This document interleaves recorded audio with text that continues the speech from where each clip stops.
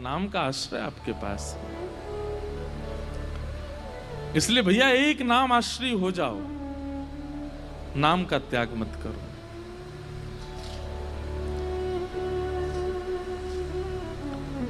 एक भगवान के परम भक्त थे केशवदास। क्या नाम था? केशवदास। तो श्री केशवदास जी का ऐसा चरित्र है कि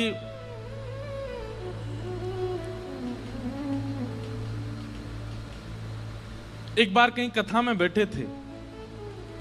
वो कथा में वक्ता ने ऐसी बात कही कि जीवन में कमाई कहां लगाई जाए तो सार्थक मानी जाती है। आपने जो भी कमाया, अगर परिवार में लगाया, घर में लगाया, पत्नी बच्चे परिवार सब में, देखो थोड़ा थोड़ा तो सब जगह लगाना ही पड़ता है, लेकिन फिर भी उसकी सार्थकता कब है? हमारे द्वारा कमाया गया धन वो ऐसी कौन सी जगह लगाया जाए कि उससे सार्थक माना जाए, ठाकुर जी प्रसन्नता मानी जाए। वक्ता बोले कि अगर वो संतों की सेवा में लगा दिया जाए तो जितना अंश संत सेवा में लगता है उससे ठाकुर जी बड़े प्रसन्न होते हैं, वो सार्थक माना जाता है, वो पुण्य माना जाता है। आपकी कमाई करना भी सार्थक हो जाता है अगर संत सेवा बन रही है तो। बहुत ध्यान से सुनना।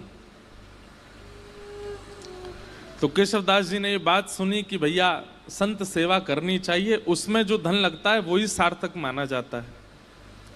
अपनी पत्नी से कह दिया, देवी देखो हम जो भी कमाते हैं ना, उसका जो भी अंश ठाकुर जी कृपा करेंगे हम संत सेवा में उसको प्रस्तुत करेंगे, तुम राजी हो? पत्नी बोली हाँ हम राजी हैं। बंधुओं, भगवान की बहुत बड़ी कृपा मानिएगा कि आपका कोई संबंधी, कोई सगा ऐसा है जो भगवत सेवा करने में आपकी सहायता करता है। उस मित्र को कभी मत छोड़िएगा जो कथा में लेके आता हो। उस मित्र का कभी त्याग मत करना जो वृंदावन लेके जाता हो। वो बहन सबसे अच्छी है जो ठाकुर जी की सेवा करवाती हो। वो भैया सबसे अच्छे हैं जो प्रवचन सुनवाते हों। वो माता पिता सबसे अच्छे हैं जो ठाकुर जी की सेवा की आज्ञा देते हों। वो पति सबसे अच्छा है जो गुरु सेवा में संग लग जाता हो। अगर इन भावों से कोई भी संबंधी आपका है, चाहे वो बुआ जी हैं, फूफा जी हैं, चाचा हैं, ताऊ जी हैं, पति है, मित्र है, उस संबंध का त्याग मत कीजिएगा।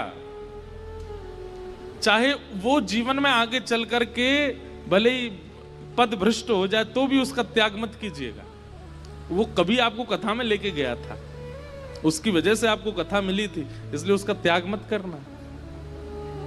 तो सबसे बड़ा संबंधी, सबसे श्रेष्ठ संबंधी है। तो कई बार पति भक्त होते हैं पर पत्नी का स्वभाव नहीं होता, और पत्नी भक्त होती है, पति का स्वभाव नहीं होता। दोनों विपरीत होते हैं तो बहुत मुश्किल होती है फिर। लेकिन केशवदास जी की जो पत्नी थी वो बिल्कुल योग्य थी। उसने कहा आपकी जैसी इच्छा, आप कहेंगे संत सेवा होनी चाहिए तो होगी। इतना धन नहीं कमाते थे, बहुत अल्प सी धन कमाते थे कि बस दिन रात भोजन हो जाए बस, लेकिन संत सेवा का प्रण ले लिया। एक बात मानेंगे हमारी,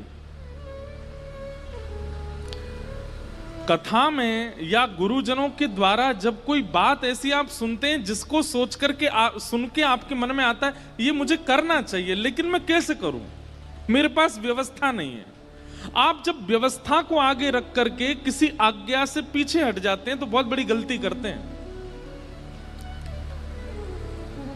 कोई आज्ञा ऐसी हुई, कोई बात ऐसी कथा में सुनी या गुरुजनों से सुनी, वो बात सुनकर के आपके मन में आया ये मुझे करना चाहिए, लेकिन मेरे यहां व्यवस्था नहीं है। व्यवस्था का विचार ही मत करो। जैसे ही आपको लगा कि मुझे करना चाहिए, आप करने लग जाओ। जिन महापुरुष से आपने सुना या जिस ग्रंथ की बात आप सुन के आए हो वो सामर्थ्य प्रदान करेंगे, व्यवस्था कर देंगे, आप बस लगना शुरू करो उसमें।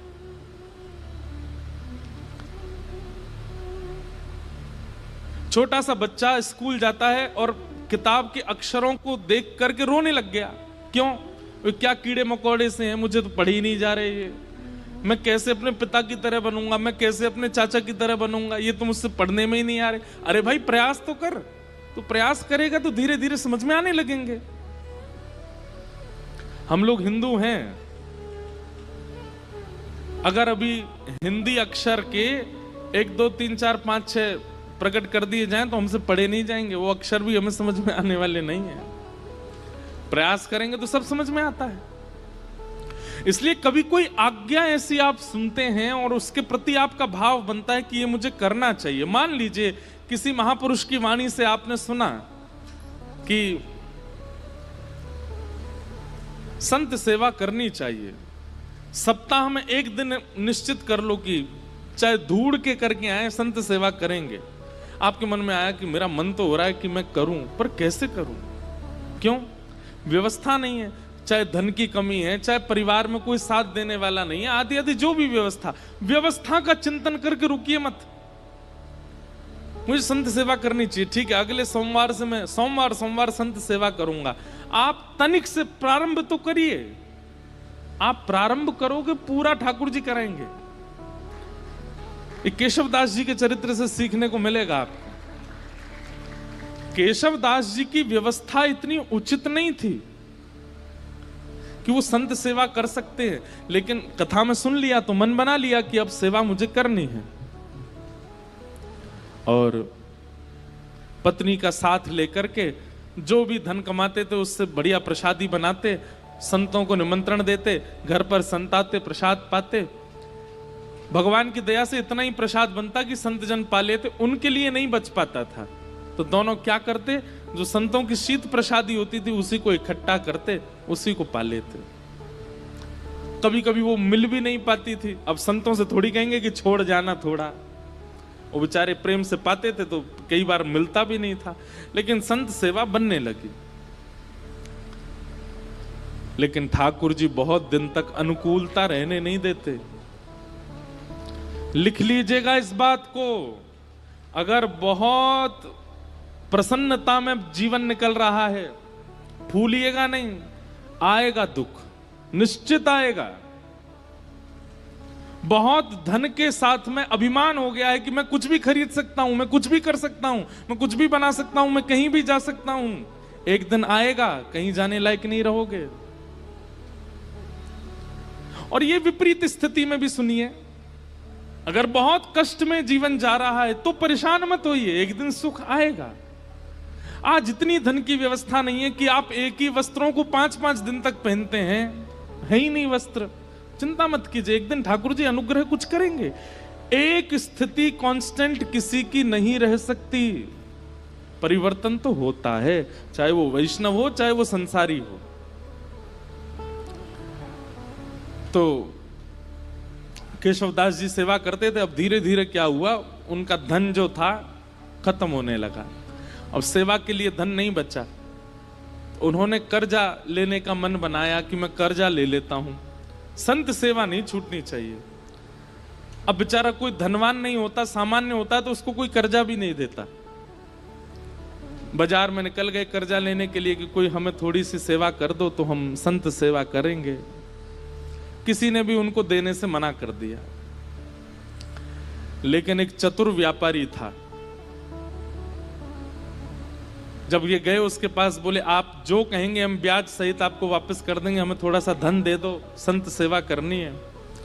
तो व्यापारी ने कहा ठीक है हम दे देंगे तुमको धन, लेकिन बदले में हमको ब्याज सहित धन नहीं चाहिए, एक सेवा कर दो हमारी। ये तो नाचने लगे, बोले आप जो कहोगे सो करूंगा। क्या करना है पूछा नहीं। हम आप सब लोग होते तो पूछते, भाई हम जितना धन ले रहे हैं उसके समान ही मेहनत करेंगे। बोले आप धन दे दीजिए, मैं संत सेवा कर रहा हूं, उसके बाद आ जाऊंगा, आप जो कहोगे करने को तैयार हूं। धन दे दिया, संत सेवा हो गई। संत सेवा करने के बाद पत्नी से कह दिया देखो अब अगले 1 हफ्ते के लिए हमारे पास में खूब संपत्ति आ गई है, अब तुम चिंता मत करो, संतों की सेवा पर मैं किसी को कर्जा चुकाने जा रहा हूं। तो कर्जा कैसे चुकाओगे, आप धन तो है नहीं। बोले वो सेवा करनी है, उसी से चुक जाएगा। एक भला आदमी मिल गया, उसने कहा कि पैसा मत लौटाना, सेवा कर देना। केशवदास जी लौट करके गए उसके पास, बोले भैया बताइए क्या सेवा करनी है। आप कहें तो बर्तन मांज दूं, झाड़ू लगा दूं, पोंछा कर दूं, पुताई कर दूं, क्या करना है आप बताओ। बोले हमारी एक जमीन है, वहां पर कुआं खोदना है। कुआं खोदना है। कुआं खोदने का मतलब समझते हैं? कितनी गहराई में जाना पड़ेगा, जब तक जल ना आ जाए तब तक खोदते रहो, और जब वो जल निकलना प्रारंभ हो जाए उसके बाद भी कितने फीट अंदर तक खोदना पड़ेगा, फिर चुनाई करनी पड़ेगी, कुएं में पूरा उसको आकृति देनी पड़ेगी, फिर बहुत दिन तक जल खींचना पड़ेगा, सारा मतमैला जल निकल के जब बिल्कुल स्वच्छ जल आ जाएगा तब कुएं का निर्माण होगा। इतना तो धन भी नहीं लिया था उन्होंने जितना उनको सेवा दे दी, लेकिन प्रसन्न हो गए। जो आ गया, कहां जाना है बताइए। एक बार भी ये नहीं कहा कि आप ऐसी सेवा कैसे करा सकते हैं। पहुंच गए फावड़ा लेकर के और लगे, जैसे करते निकालते फेंकते करते मिट्टी, तो वो एक गति जैसी बन गई थी। फावड़े चलने की आवाज, मिट्टी भरने की आवाज, फिर उसको दूर फेंकने, उसकी जो वो धुन बन गई थी, उसमें इतना उनको सुख मिलने लगा था कि वो राम राम जपते हुए ये करते थे। और उन्होंने नियम लिया कि ये मैं अपनी संत सेवा चुका रहा हूं, किसी से लिए थे मैंने धन संत सेवा, वो चुका रहा हूं। मैं नियम रखूंगा कि मैं इस पूरे क्रियाकलाप में संसारी बात नहीं करूंगा, केवल राम राम बोलूंगा। कुआं खोदते जा रहे हैं। 2-3 दिन बाद पत्नी को लगा ये कहां जाते हैं, सुबह के जाते हैं रात तक आते हैं। पत्नी भी आ गई, संत सेवा करके आती थी। उसको कहते थे कि अब गहरा हो गया है, तुम मिट्टी में भर के दिया करूंगा, तुम फेंक दिया करना, और सुनो कोई संसारी अपवाद विवाद नहीं, केवल राम नाम बोलना। उनका तो अच्छा भजन हो गया। बोले कि इतने प्रसन्न रहने लगे केशवदास जी, बोले भजन भी हो रहा है और मेरे पैसे भी चुक रहे हैं। वो व्यापारी बड़ा खुश कि हमारा तो इतना पैसा भी नहीं लगा जितना बड़ा काम हो रहा है। करते जा रहे हैं, पर कई बार बंधुओं भक्तों को अपना यश खुद नहीं बनाना पड़ता, ठाकुर जी उनका यश बनाते हैं। और कई बार यश दिलाने से पहले ठाकुर जी बहुत तगड़ी ठोकर देते हैं। कुएं में पानी का स्रोत आने लगा था, पानी नीचे से आने लगा था। बड़े प्रसन्न हो गए थे केशवदास जी कि अब जल आ गया है, वो जिन्होंने मुझे धन दिया उनकी सेवा पूरी हो रही है। लेकिन तभी जोर की हवा चली और बगल के मिट्टी जो गहराई में चले गए थे, तो वो मिट्टी थोड़ी सी ढीली हो गई और वो पूरी नीचे आ गई, और जितना कुआं भरा था सब दोबारा भर गया और केशवदास जी अंदर ही दब गए उसमें। पत्नी दौड़ी दौड़ी इधर उधर भागी, अरे कोई बचाओ, मेरे पतिदेव अंदर गिर गए हैं, कोई बचा के लाओ। कोई धनवान मानी व्यक्ति होता तो लोग प्रयास भी करते, अब केशवदास जी बेचारे सामान्य व्यक्ति, किसी ने मदद नहीं की। सब सोचने लगे कितना गहरा, तुम्हारे पति को 1 महीना लगा इतना अंदर जाने में, हम इतने भीतर तक मिट्टी कैसे निकालेंगे बाहर। कुछ लोगों ने सोचा, बोले भाई अकेला निर्वहन कैसे करेंगे, कुछ पैसा वैसा देके इनको शांत कर दो, और कुछ धन धान्य दे करके उनको, बेचारी वो भी कहां तक किसके पास जाती हैं। लेकिन रोज ठाकुर जी से प्रार्थना करती, मेरे पति ने कभी कोई गलत क्रिया नहीं की, आपके नाम का आश्रय लिया, संत सेवा की, नाथ आप ऐसा अनहित नहीं कर सकते उनके साथ। 1 महीना व्यतीत हो गया, मृतक घोषित हो गए केशवदास जी। 1 महीना बाद जहां वो कुआं खोदा जा रहा था, अब तो वहां पे कुआं खोदने का कोई प्रश्न नहीं उठता था। लोगों ने कहा कि इसमें तो आदमी मर गया, भीतर अब कुआं मत खोदना यहां पे। लेकिन लोग बाग जब वहां से निकलते थे तो वो एक मिट्टी का टीला बन गया था। जब वहां से निकलते तो राम नाम धुनी सुनाई देती, और राम नाम धुनी केवल राम राम करती हुई सुनाई नहीं देती, साथ में झांझ, मंजीरा, करताल, सारंगी आदि आदि वाद्य भी सुनाई देते, जैसे मानो कोई उत्सव महोत्सव चल रहा हो। आते जाते लोगों को लगता शायद पास के गांव में कीर्तन चल रहा होगा। लेकिन जब 10-15 दिन तक अखंड नाम धुनी सुनाई देने लगी, पास के गांव में जाकर के देखा कोई उत्सव नहीं है, तब बोले शायद यही कुछ है। तभी एक राजा को ये बात पता चली। उस राजा ने अपने सैनिकों को लगवा करके पूरी मिट्टी निकलवाई वहां से, और भीतर जाकर के जब देखा तो एक मट्टी का एक मानो जैसे कुंज जैसी बन गई थी, और उस कुंज के भीतर सुंदर पात्र में सुंदर प्रसादी रखी थी, और प्रसादी के साथ ही भीतर एक दिया जल रहा था, और वहां पर श्री केशवदास जी बैठ करके कीर्तन कर रहे थे, और उनके कीर्तन के साथ में वहीं के जितने जीवाणु आदि थे वे सभी मानो जैसे करताल मंजीरा आदि ढोल बजा करके उनके कीर्तन को सार्थक कर रहे थे। ये देख करके सब हैरान रह गए। नाम का बल ये सामान्य बात नहीं है। नाम का आश्रय लेने वाला व्यक्ति कैसी भी परिस्थिति में हो, नाम सब सुलभ कराने की सामर्थ्य रखता है। ठाकुर जी के नाम में इतना बल है। हमारे गोवर्धन में एक बाबा गए, गुरु दीक्षा लेने के बाद अपने गुरु जी से कहा, आप जो आज्ञा देंगे मैं उसको पूरी करूंगा, आप बस आज्ञा दीजिए। गुरु जी ने भी ऐसी आज्ञा दी जो बाबा कर ही नहीं सकते थे। क्या? कि जितने भी संस्कृत साहित्य ग्रंथ हैं हमारे संप्रदाय के, सबका अध्ययन करके सबको कंठस्थ करो। बाबा बोले मैं तो अंगूठा टेक, मुझ पर संस्कृत कहां आती है। गुरु जी बोले हम एक ही बार आज्ञा देते हैं, हमने जो आज्ञा देनी थी वो दे दी। बाबा इतने रोने लगे, गिरिराज जी के तलेटी में रोते, हे किशोरी जी, हे श्यामाजू, मैं तो अनपढ़ गंवार हूं, और गुरु जी ने आज्ञा की कि सारे संस्कृत साहित्य हमारे संप्रदाय के सबको कंठस्थ करो। कैसे करूंगा मैं? मुझे तो पढ़ना ही नहीं आता, मुझे तो केवल आपका नाम आता है, मैं तो केवल राधा राधा करना जानता हूं और कुछ नहीं आता मुझसे। इसी चिंता में रोने लगे, राधा राधा पुकारते पुकारते रोते थे कि मुझ पर तो कुछ भी नहीं आता, मैं अपनी गुरु इच्छा गुरु आज्ञा को कैसे पूरी करूं। 4-5 दिन तक तो रुदन किया, 5वें दिन मानसी गंगा में डूब करके प्राण त्यागने को तैयार हो गए। बोले अब मैं प्राण त्याग दूंगा, अब जीवित रहने का मेरा कोई, मैं गुरु इच्छा पूरी नहीं कर पा रहा, गुरु आज्ञा पूरी नहीं कर पा रहा, और मेरी उम्र अब 50 की हो चुकी है, अब मैं कहां से पढ़ना सीखूं, कैसे याद करूं। मानसी गंगा में जैसे ही अपने प्राण त्यागने के लिए कूद ही रहे थे, तभी किशोरी जी प्रकट हो गई, और किशोरी जी प्रकट होकर के बोली, क्यों अपने प्राण त्याग रहे हो? बोले कि हे स्वामिनी जी, मेरे गुरु ने आज्ञा की, मेरा सौभाग्य कि आपके मुझे दर्शन हो गए, पर मेरे गुरु ने मुझे आज्ञा की कि सारे संस्कृत साहित्य याद करो। कैसे करूं? मैं तो पढ़ा लिखा ही नहीं हूं। किशोरी जी ने कहा अपनी जीभ बाहर निकालो, और बाबा ने अपनी जीभ बाहर निकाली।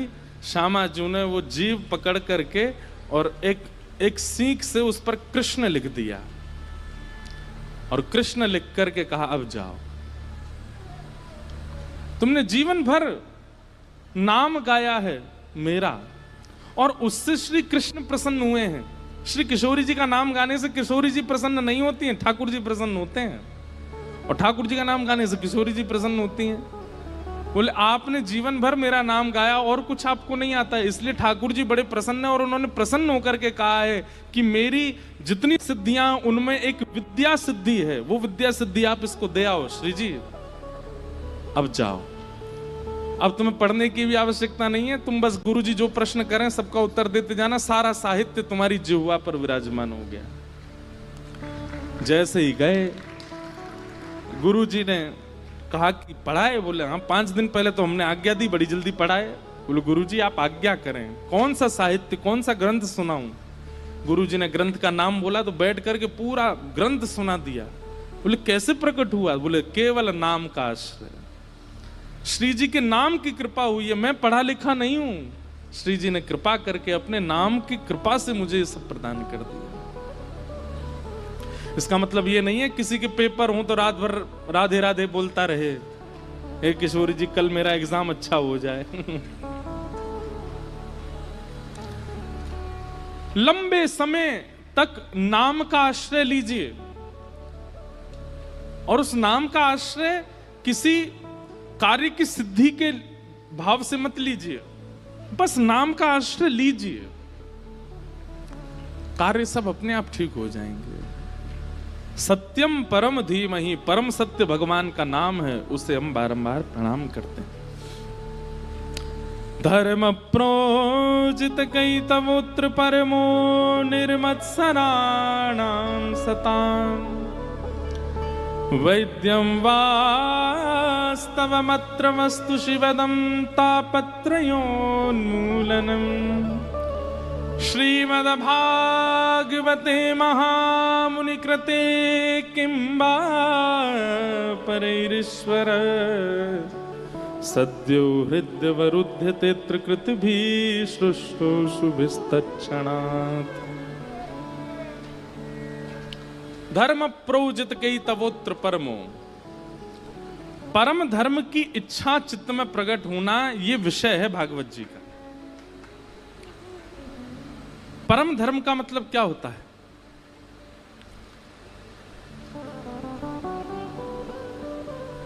परम धर्म का मतलब क्या है कि अब मैंने बहुत कमा लिया, बहुत खा लिया, बहुत कर लिया, बहुत सब कुछ करके देख लिया, अब मुझे एक ठौर चाहिए बस।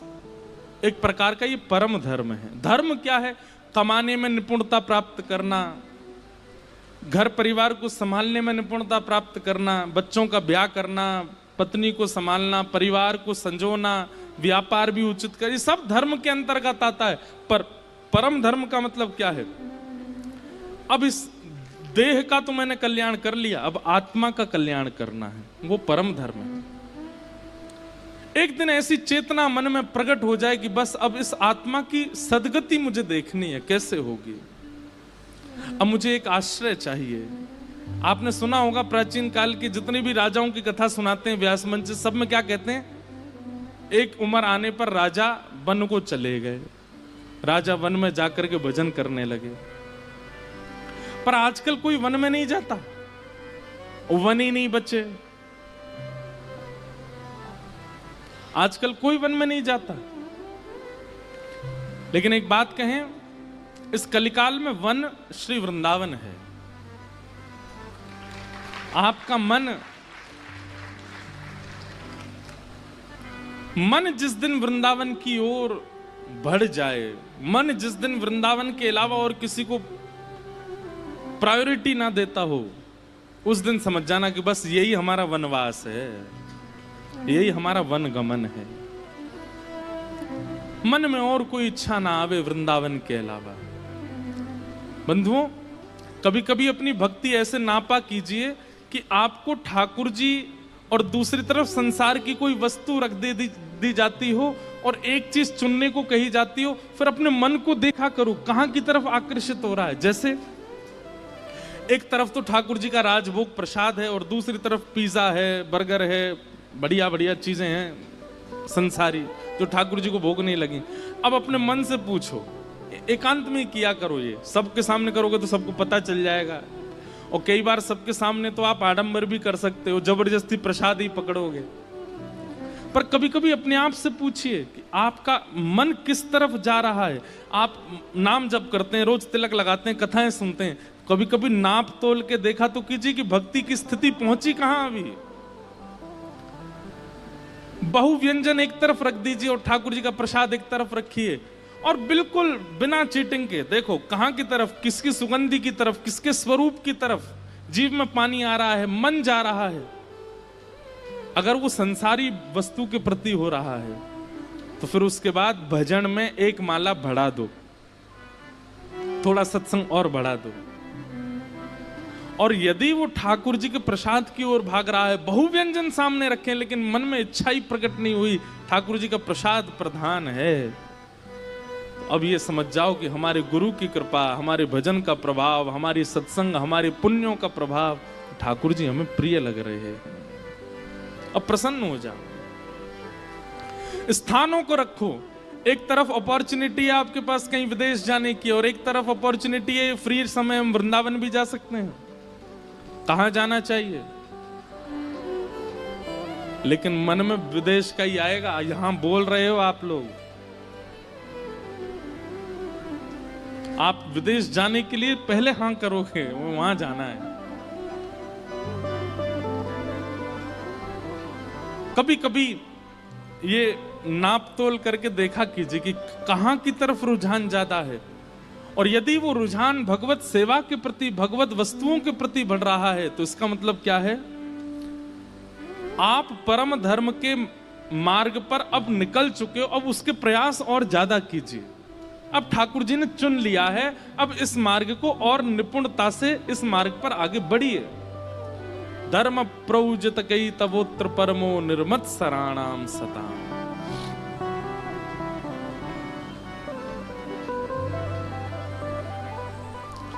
निर्मत सराणाम सताम, मात्सर्य दोष खत्म हो जाए चित्त से।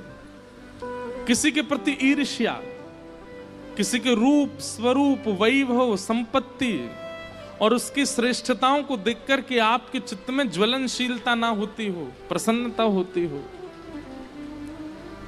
समझ जाओ अब ठाकुर जी हमें स्वीकार कर रहे हैं। तीसरा, वैद्यम वास्तव मत्र वस्तु शिवदम।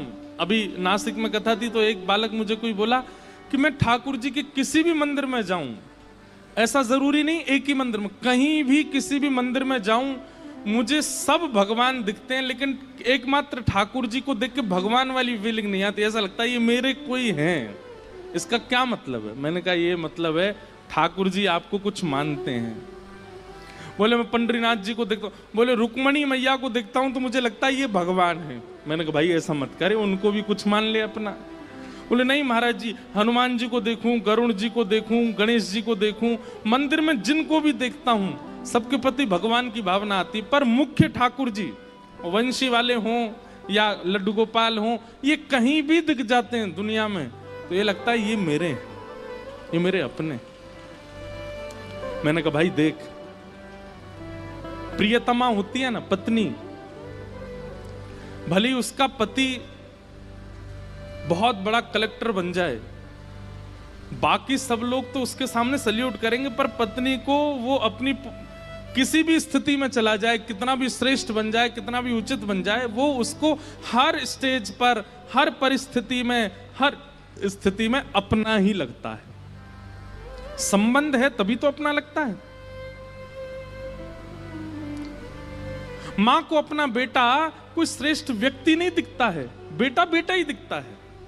ऐसे अगर ठाकुर जी के प्रति भगवत भावना आकर के कोई अपनत्व की भावना आती है, उसका मतलब है ठाकुर जी भी संबंध मान चुके हैं। अब बस ढूंढो कि वो संबंध है कौन सा।